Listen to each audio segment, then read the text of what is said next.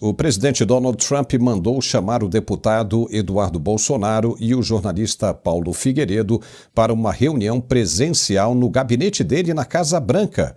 Trump quer um update, uma atualização deles sobre a situação política no Brasil. Para quem não acreditava na força dessas duas pessoas, está aí a prova.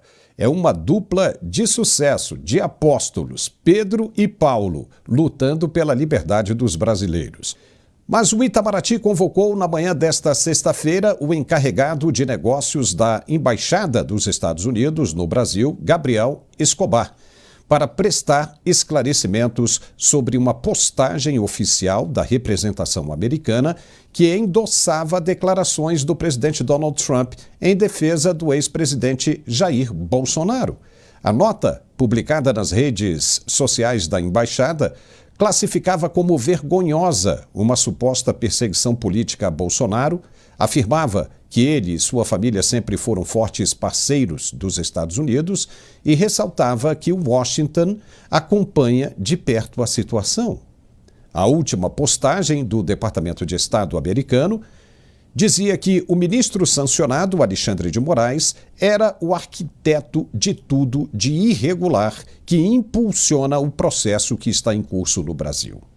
E fez um alerta duro para que ninguém apoie o ministro. Caso contrário, quem apoiar vai sofrer as consequências. O governo brasileiro se doeu, considerando a manifestação uma interferência inaceitável nos assuntos internos do país e alertando que o episódio poderia trazer consequências negativas para a relação bilateral. Como o que, por exemplo? O que o governo brasileiro pode fazer? E Donald Trump está com muito dinheiro, mas muito mesmo, para pisar na cabeça da esquerda brasileira, se necessário for, e fazer um estrago irreparável. O que resta aos brasileiros que gostam de posar como heróis é enfiar a viola no saco e sair de mansinho e esperar essa onda passar. Caso contrário, não tem como isso terminar bem para os brasileiros. Simplesmente não tem. Vamos conversar agora sobre isso com o nosso analista de geopolítica, Gerson Gomes. Gerson, o Itamaraty está rosnando, mas não pode nem morder. Pode até latir, mas não vai conseguir morder. Chamar o representante americano pela segunda vez para dar uma dura e enviar recado para Donald Trump e Marco Rubio é só aumentar essa dor de dente, não é? Seja bem-vindo. Mas, na verdade, o que existe hoje é que os Estados Unidos não reconhecem o governo Lula como um governo legítimo. É triste falar isso, mas tudo que nós temos acompanhado durante essa semana, da presença de dois americanos testemunhando no Congresso brasileiro, seja o jornalista Schallenberger, que fala sobre revelações dramáticas sobre a condução do processo que vem sendo arrastado desde 2017, com a interferência, inclusive, dos Estados Unidos numa censura ou num complexo industrial de censura que acaba sendo complementado pelo depoimento logo no dia seguinte, do representante do Departamento de Estado no governo anterior, no governo Biden, admitindo, de uma maneira até envergonhada, que os Estados Unidos, sim, interferiram na eleição de 2022 e que colocaram dinheiro e que o ministro Barroso intermediou esse pedido de ajuda aos Estados Unidos e que esse pedido se consubstanciou em muitos milhões de dólares que foram colocados e espalhados por uma estrutura de censura que foi gestada no Tribunal Superior Eleitoral, passa de mão ali, passa pelo Fachin, chega no ministro Alexandre de Moraes, e tudo isso está no mesmo contexto, Paulo. Então, veja que o encarregado de negócios, e as minhas fontes me dizem que não foram somente 2 vezes, não.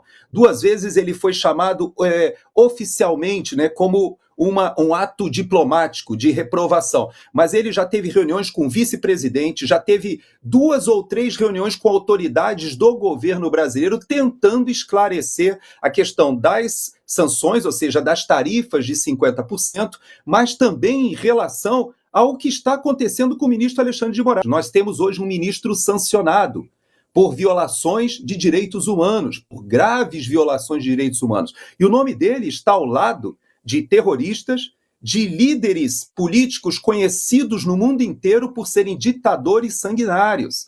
E você ter um ministro da Suprema Corte, lado a lado, ombreando pessoas que estão sendo boicotadas por todo o tesouro americano no mundo inteiro, para que elas não possam se movimentar, porque são pessoas que estão transgredindo as leis, isso é de uma vergonha terrível para o nosso país, Paulo. Então o momento é muito delicado e você tem toda a razão.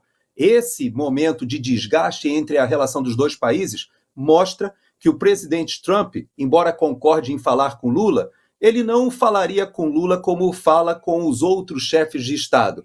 Falaria com Lula como alguém que ele sabe que está ali na presidência, mas ele conhece a história que está por trás do que foi o governo Biden, e ele também deve pensar, né, Paulo, aquilo que foi dito também no Congresso americano esta semana, de que quem elegeu, quem colocou Lula no Palácio do Planalto, quem o descondenou e o reconduziu ali ao governo, ao poder executivo, foi o governo Biden.